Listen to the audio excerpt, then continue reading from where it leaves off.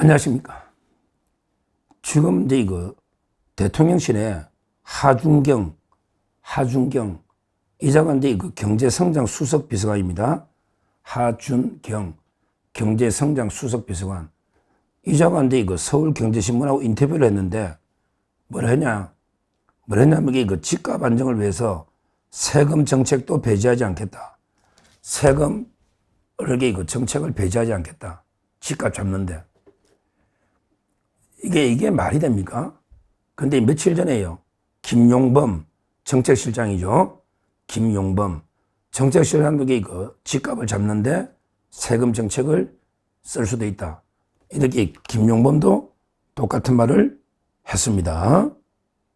같은 맥락으로. 근데 이게요. 이재명이하고 전혀 틀려요. 이게 이재명 정권의 문제예요. 이재명이가 대선 때 뭐라 이렇게 이야기했어요.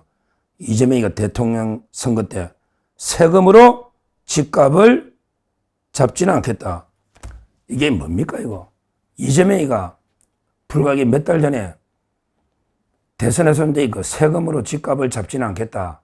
이렇게 했는데 그 밑에 김용범 정책실장, 그 다음에 이거 하준경 경제성장 수석 비서관, 이자들이 이거 세금 정책을 부동산에 쓸 수도 있다. 배제하지 않겠다. 이 말은 이게 쓰겠다는 말이죠. 쓰겠다는 말입니다. 이거는 이제 이거 일단 이재명이하고 말이 전혀 안 맞는 게 이거 완전히 그게 이재명이가 거짓말이라 봐야죠. 이놈이 이자가 대통령 선거 때 표 얻으려고 세금 때린다면 이게 표가 안 나오니까. 그래서 이게 거짓말인 거다. 이게 이재명입니다. 이재명이가 거짓말했다 이렇게 보는 게 맞는데, 근데 제가 이제 이거 드리고 싶은 말씀은요, 이거 절대 이게 도움이 안 됩니다. 집값 잡는데 세금, 이거는 이게 도움이 안 됩니다. 모든 거는 이게 수요와 공급에 따라서 시장에 맡겨놔야 이게 대책이 나옵니다. 억지로 정부가 개입해서 말도 안 되는 게 세금 때린 데서 집값이 잡히는 게 아니고요. 오히려 좌파 정권이 이럴 때 집값이 더 올랐어요. 세금이라는 게 세 가지가 있거든요. 하나가 이제 취득세가 있고요. 취득세 있죠. 그 다음에 제일 문제가 보유세입니다. 집을 보유하고 있을 때 세금 난 재산세나 옛날에 그런 거 있잖아요. 종부세. 문재인이가 종부세를 제일 많이 때려가 제가요. 1년에 종부세 5천만 원도 내봤습니다. 문재인 때. 그때 신림동 집이 안 팔리가 강남에 하나 있는데, 그래서 5천만 원까지 내봤는데, 근데 문재인이가 때릴 때요. 문재인이가 이제 종부세를 막 올릴 때 집값이 많이 올랐잖아요. 솔직히 우리 자유우파는 부자들이 많거든요. 좌파들은 게 좀 가난해요. 자유우파는 게 원래 제 유튜브 보는 분들 보면 전부 강남에 건물 주고 기업인들 좀 이게 부자들이 많은 게 사실이에요. 자유우파가 성공하거든요. 그러면 이게 자유우파가 원래대로 하면 이게 문재인이나 이재명한테 큰절해야 됩니다. 전부 이게 보세요. 좌파들은 그것도 모르고 이게 지지하는데요. 문재인이가 부동산 값 다 올려놔가지고 덕본 거는 자유우파입니다. 부동산 가진 게 자유우파가 많지 좌파가 뭐 많겠어요. 그렇죠. 그리고 이게 이재명이가요. 막 기업들 목을 비틀고 돈을 풀어서 물론 이게 미국이나 일본도 다 올랐지만 주식시장이 있잖아요. 주식시장이 막 화랑이 되니까 그 개미들이 좌파들이 몇 푼 벌겠어요. 진짜 큰 손들, 우리 자유파들은 완전히 이재명 덕을 많이 보고 있는 거예요. 솔직히 저도 이게 많이 손해봤다가 주식. 근데 이재명 정권 바뀌고 이제 거의 본전 찾은 것 같아요. 솔직히 말씀드리면.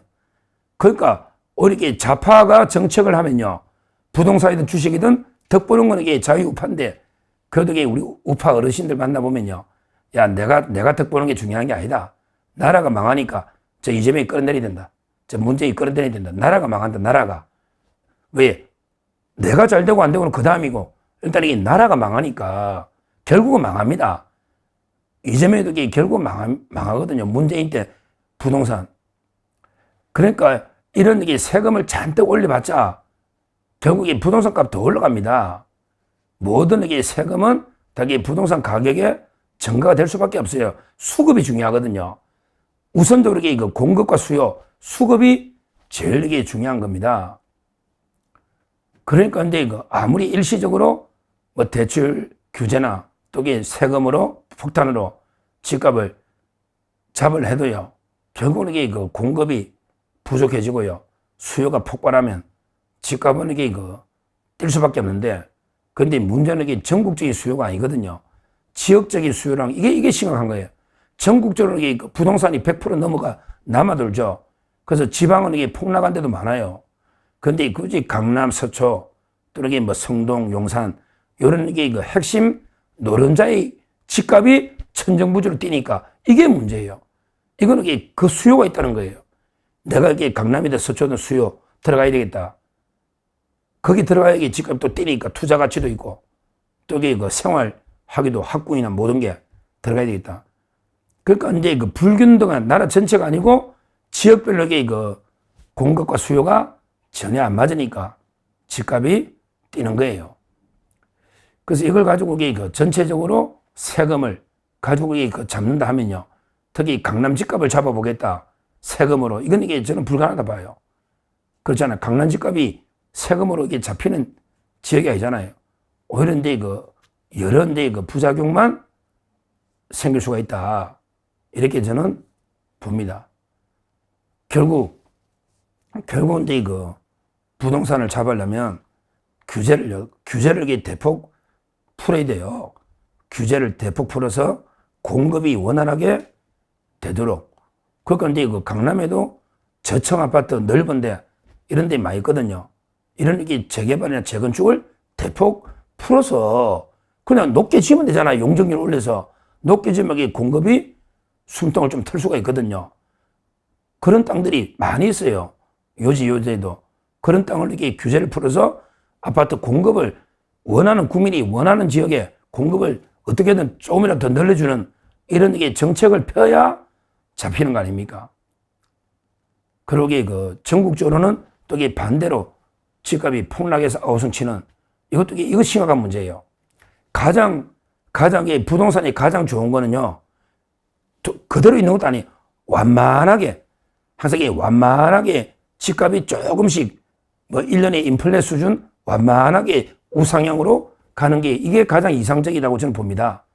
그래야만 이게 집을 살면서 약간의 재테크도 되는, 내가 거주하면서 약간의 은행이자 정도 재테크는 되는 완만하게 상승해야 돼. 갑자기 집값이 급등하면 이것도 큰 문제가 있고요. 그 다음에 집값이 폭락해도 큰 문제예요. 왜냐하면 이게 우리나라 국민들은 집 하나가 전 재산인 사람이 많은데 이게 폭락하면 이것도 심각한 문제가 되는데, 하여튼 이 좌파 정권은요, 이게 워낙 막 호들갑을 떠면서 이게 뭐 생선을 구울 때 작은 생선 구울 때는요, 함부로 요리 뒤집었다 막 호들갑 이러면 이게 안 돼요. 그럼 고기가 다 떨어지나요, 살점이. 이게 노자가 한 이야기입니다.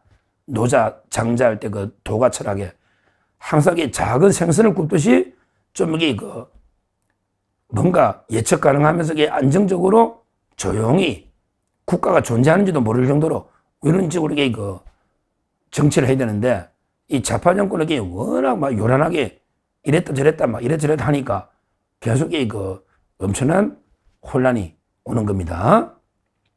다시 한번 경고하지만 이재명이는 부동산에 세금을 안 쓰겠다고 했는데 지금 참모들이 세금을 벌써 세금 정책 쓰겠다. 좀 있으면 또 아마 보유세나 종부세 이런 데 폭탄이 오지 않을까. 그러기에 뭐 양도 차익에 대해서 세금을 확 올리면 그러면 거래도 더 안 되거든요. 거래도 더 안 돼요. 부동산을 돈을 좀 벌었다 해서 다 세금 폭탄으로 다 걷어가 나면 그러면 부동산 거래가 안 되면요. 오히려 공급이나 모든 게 안 되는 겁니다.